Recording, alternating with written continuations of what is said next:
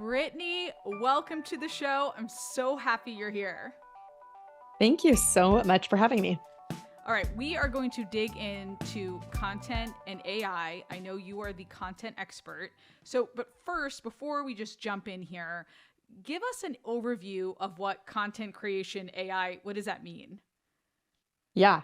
So, I mean, we're gonna dive a little bit into the rabbit holes here. So we'll do it. Yeah. Yes. Content, first of all, is anything you put out there to market your business. And I know when you hear content, most people think social media posts, or maybe they think this podcast, right? Like this podcast is content for your business. Yes. But anything you put out there that markets your business is content. And when we think about it from that lens, we're like, okay, well, talking about AI to create things to market my business, I think it actually makes it less overwhelming, less like, oh, there's this whole thing. You're like, no, we're just using AI to help market our business. Yes. Okay, perfect. That's a great kind of overview to start off with. Sometimes I just tend to dive into these podcasts, and if you're listening right now, you might be laughing because it's true. So now that we have that overview, give us some of the best ways to use content creation AI right now, like in your opinion. Yeah. So there are so many. I've just read this morning that 1,000 new AI tools were released just last week. Oh my gosh. And are you serious? That right there, that is overwhelming, just for the record. Like, you are not alone if you're thinking that. But in my opinion, the best way to use AI today, as of this recording date, is to fill in the gaps of the things that you are already doing, and specifically things you are already doing well. If you are doing something and it doesn't feel hard, you are doing something and you're seeing good results, don't stop that. Don't jump on some AI bandwagon because people are talking about it. Yeah. Choose it to fill in the gaps of where you're struggling. So, you can use AI to help you schedule, to help you to plan content. You can use it to help you write, or you can use it to help repurpose content from one social platform to another, right? Like, those are all different ways you can do it. But if you're really good at scheduling it out and planning it for your business, don't go looking for an AI tool to do that, because you're just going to add one extra task to your list. And I don't know if you're like me, but I don't have time to add extra things. Right. So, Neither do I. So trust me. Yeah. I like what you're saying about repurposing the content though, because and you know this, and I talk about the 80-20 rule, like let's just spend 20% of your time producing 80% marketing, and repurposing and putting, so like I could put a blog post right into an AI engine and it could generate different marketing posts for me, for example, right? Absolutely. Okay. So, or I like what you're saying about show notes. Do you do this for your own show notes? I'm curious. I do. Yeah. Okay. Give me an example. Like, how would you use that for your show notes? Yeah. So for my show notes, I've actually reviewed a few different show note, tools, and they both work in their own way. I do think, some of them are better than others, but I really like that they pull out the themes of the episodes for me, especially when it's a guest episode. If it's one I'm doing solo and I've planned the content, I know hands down, like the 3 overarching that are being made.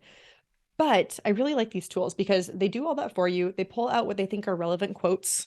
Sometimes I don't agree with them. That is where the human element comes in. You get to be the arbiter. It's okay. Yeah.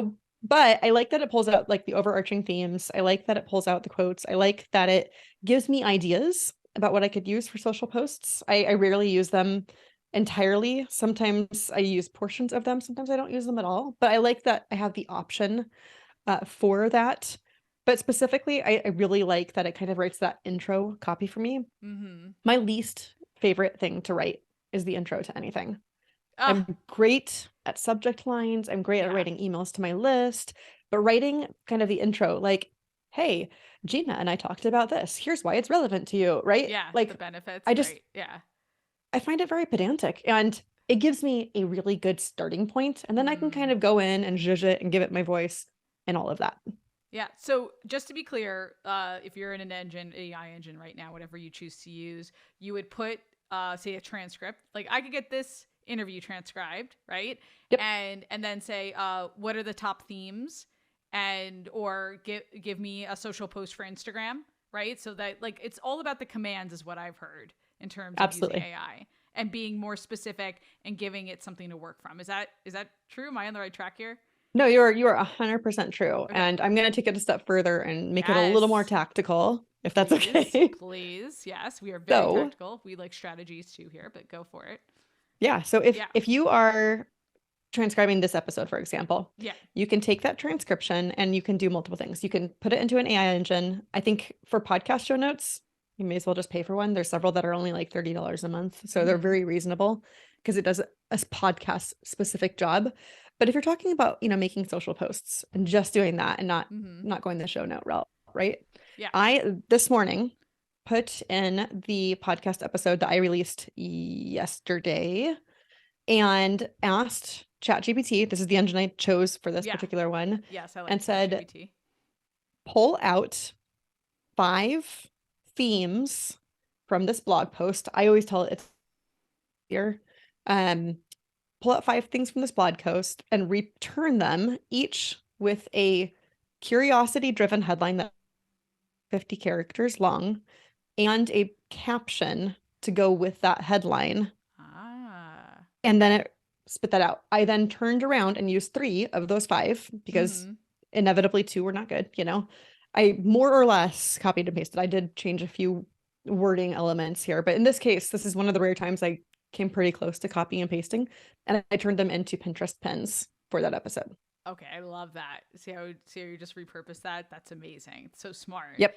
And I like what you're saying too, Brittany, about using it as I use them as thought starters, right? Like you're gonna pick and choose. And is that like what are some best practices that you use when you're using like a chat GPT? Is that what you keep in mind? I mean, I use ChatGPT for some of these things. It's free, so people keep talking about it versus some of the Mm-hmm. other tools. Yeah. Like I said, podcast specific things, I'm not interested in ChatGPT for that because I'd Okay. rather go to something that's doing some of the heavy lifting for me. It's already tailoring the Okay. So requests do that you are. use a paid AI for that? Yeah, I've Yeah. been using CapShow up until Okay. now. I just decided to switch to Cast Magic like Okay. last week. So my experience with it is only 1 episode in so far. So, grain of salt and all. But when I do that, I like that it gives podcast specific like things back. Cast Magic will give you a tweet thread Mm. Okay. derived just from your episode. Oh, I cool. like that. And then I know that I can take that tweet an Instagram carousel or a LinkedIn carousel. Like once I have the words edited, once I've given it my, special magic, if you will, it's Yes. immediately ready for both Twitter, LinkedIn, and Instagram, should I so desire. Ah, And that's nice. so Yeah. cool. Okay, what about so I get repurposing content, augmenting show notes, writing blogs, thought starters, right? Social media posts. What about our course content? How can AI help us with our building our courses? So one of my favorite prompts that I've gotten a lot of good juice from lately is saying, what would so and so, and that's going to be your course taker, your ideal Mm-hmm. client, whatever you want to call them. What would so and so find as a hurdle to them buying a course about X, Y, and Z, Oh, I like and then that. letting it tell me what it thinks might be a buying hurdle. So those buying hurdles are things you're going to now address in both your content that you're using to market the course and also within modules as you're building the course out. So Ooh. here's like a hard example, right? Yes. I sell a course called the Show Up System. It's essentially templates that you can use to say, like, for every podcast episode, I need to do this, this, and this. And it gives you the deadlines and it gives you all the things so you don't forget to do the proper marketing activities for whatever content arm you are using. Okay. And it's a, low dollar course. It's $37. It has, in my opinion, a ton of value. Mm-hmm. But I know that there is a stumbling point in that course. Okay. It's the point at which people are actually implementing the tech. So I've gone back after releasing the course a couple years ago, and I've added in walkthrough videos on ClickUp, walkthrough videos on Airtable, all of those kinds of things, right? Okay. Now, I did this before ChatGPT was a thing, right? Okay. But Right. these are the kinds of things you do in your courses. 1, where are people stumbling within the actual learning? 2, actually, let's start with 1. Where are they stumbling before even buying? And then 2, where are they stumbling in the learning? where they need extra hand holding. And then you can build in a lesson or a full module on those particular hurdles, if you want to call them that. Yes, I love that. Address the fear before it comes up, and you Yeah. win their trust forever.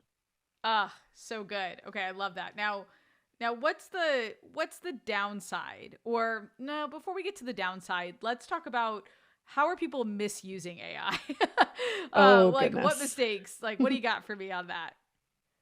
I mean, how are they not misusing AI? That's a better question, Okay, right? what kind of rolls your eyes, or you're like, oh, really, dude? Or it's not just Yeah. men, but yeah, All right. So I really. have two answers to that. Okay. Kind of like a gotcha, right? So I have an 11-year-old. I homeschool him, and he does his math online using a program because I just don't feel like teaching math, basically. Okay. And this has good reviews, right? Yeah. And he comes to me, this is probably like a year and a half ago, but he comes to me and he's like, why do I have to learn this? I already know how to do that on a calculator. Right. Okay. And I think it's a really good like learning lesson thing here, Yeah. not just for him, but like for us, right? Yeah. Why do I have to do that when ChatGPT will just spit that out for me? Correct. Right. The answer is the journey of learning how to do it is going to teach you far more than the actual act of doing it. Okay. So we can talk about this with almost anything, right? Like, let's liken it to gardening a little bit. Once you learn that the reason your tomato leaves turned yellow last year is because your soil didn't have the proper nutrition in it. Maybe it was a phosphorus or a nitrogen imbalance, right? Once you learn that, you can move on to growing better tomatoes next year. Now, if you don't want to grow tomatoes, that's fine. You don't have to learn this information. But it's the journey of learning it that will actually give you better results in the future. And I look at, AI, whether it's ChatGPT or any other engine, in the same way. If you go to ChatGPT and you say, what should a course creator who's focusing on organizational skills for young mothers, write a blog post about? Sure. It's going to spit out, however many answers you ask it to spit out. But once you fulfill those 10 blogs, let's say, you don't know what to do next. So this is the same as that like calculator issue. Right. If you don't know how to do the thing, you were always going to depend on some tool to do it for you. Yeah. This is the problem, though. Everybody else and their mother in the course creation industry and beyond are using the same couple tools to ask for the same answers. Right. So if you want to make headway in your niche, if you want to be a better course creator than somebody else in your niche, and you're both asking ChatGPT the same question, you're both going to get more or less the same answer. And then it's just a fight for the bottom. How fast can you produce stuff? And that is creating more work on your plate. That's not actually helping you at this point. So the short answer to that question is don't outsource your critical thinking to the AI engines. Bring your authority, the things you know from being a subject matter expert in the things that you know about, and see where you can fill in the gaps. Again, how I said earlier, filling in the gaps is how you should be using it. So instead of saying, what should a organizational course creator for young moms write about, what I would instead prompt the engine to say is something along the lines of, from these speaking notes, can you tell me 5 long tail and 5 mid tail keywords I could optimize this for? Yeah. And then you go and write a blog post about that. And those speaking notes, that you can pull them from one of your lessons in one of your modules. You can pull them from a social media post you did, being a guest on somebody you and I are doing right now. Yeah. This is all stuff you've already created. You're not creating more work for yourself. You're just saying, if I was going to publish the same content as a blog post or a YouTube video or a podcast, how could I optimize it so that it's going to get the most eyes on it? Okay. I love this because there's fear out there, right? People are like, oh, the AI machines are taking over. But it's like and what I'm hearing from you is your expertise and your authority, it still starts with you. Like that niche, the system, right? The system of what you teach, it starts and ends with you. Like, don't look to AI for that because again, like then you're going to have it with 50 other people, right? So it's about augmenting what you have. And then also, I like to say there's stories and richness that you bring that no AI can bring to the table. And that's what makes you unique. So if we look at it, because some people are just fearful, and trust me, sometimes I'm like, is this a good thing or a bad thing? Like, I think it's a great thing because it's a great tool for us. but again, you are the expert here, and it starts with Yeah. you. Yeah. And you know, my own coach like went through, I would say, a month-long period where she was like, no, no AI. AI is bad. Nope, this is bad. And I was like, it's a tool. It will Yes. absolutely be used for bad by bad people. Oh Like, yes. we just need to understand that. But that's nothing new in this world. You know, we've all dealt with people coming and knocking on our door at dinner time trying to sell us crap and being like, oh, no, no, no, I'm not selling anything. And I'm like, yeah, you're selling something. You wouldn't be here out of the goodness of your heart. Like, Right. come on. Yeah. So, But I think then it's more than ever, Brittany, we need to differentiate ourselves then because of that. Because I know other people can bring information to the table that you can get anywhere. But it's the same thing with Google, right? Like you can Google how to create a course, right? But it's like the system, I'm streamlined process or working with me and finding your own particular path. That's the difference, right? So, and it's how we differentiate ourselves that's going to be even more important these days. yeah. And I'll take it a step further. You know, I offer services, right? Like Yeah. everyone, I have a business. Surprise, surprise. Um, there is nothing I do for you if you hire me that you can't find out how to do it either by combing through a few months of my social media, Mm-hmm. months of my podcast, and like basically stalking me. I mean, I don't actually hold things back in what Yeah. online. You Right. could figure out my entire method and do it would take you a crap load A of time to long sift through time. all of Yes. that. Yes. And that's why people hire me. Right. So that differentiation, like that right there, yes, one of our differentiating aspects is almost always you are getting a shortcut by buying my course. Mm-hmm. You will get the shortcut to my thinking. I will teach you how to do it in as little time as you can effectively do it while still learning the process. Yeah. Yeah. You also have to differentiate in how you show up. You have to use your personality. Like you said, there's a richness of story that Yeah. AI cannot replicate. Just They can't. aren't going to know Right. why you and I can get along, but me and the next course creation coach is not a good fit, you know? Right. Right. I love that. Okay. Okay. This is so great. And I invited you on to talk about AI because I listened to your episode and I know you're an expert in this, but you're also overall a content expert, right? So before we wrap up, any other content insights that you want to bring for us? Yes. You know, with this whole like you've got to bring you Mm. and the richness of the story that we've already covered, so I won't kind of rehash that, but showing up isn't optional.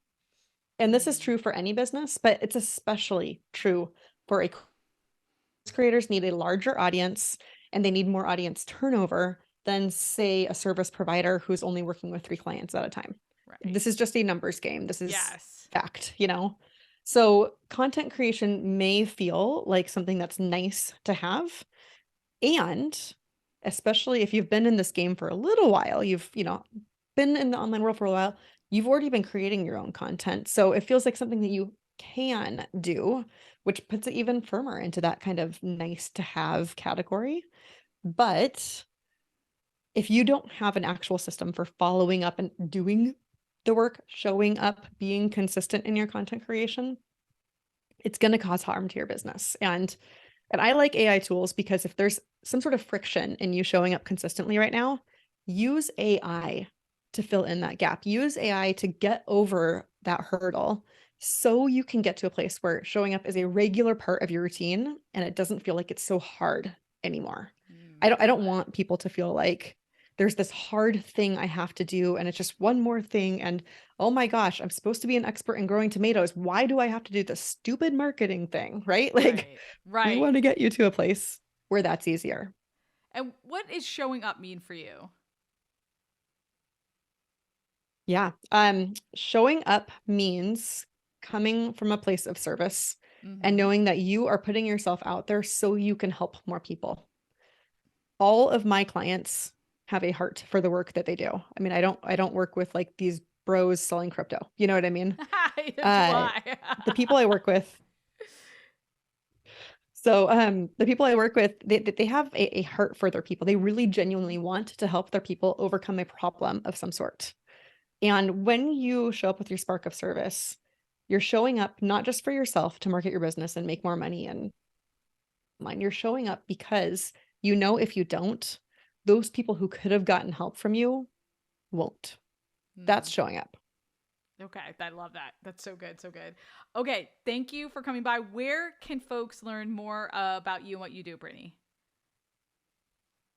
The best place to find me is simply my website. It's brittanygardener.com. I'm sure you'll have a link in the show notes and everything. We will I'm also indeed. on various, social platforms, but everything you can find of me, my own podcast, my own ways of showing up on social media, they're all linked into one nice little cluster on my website.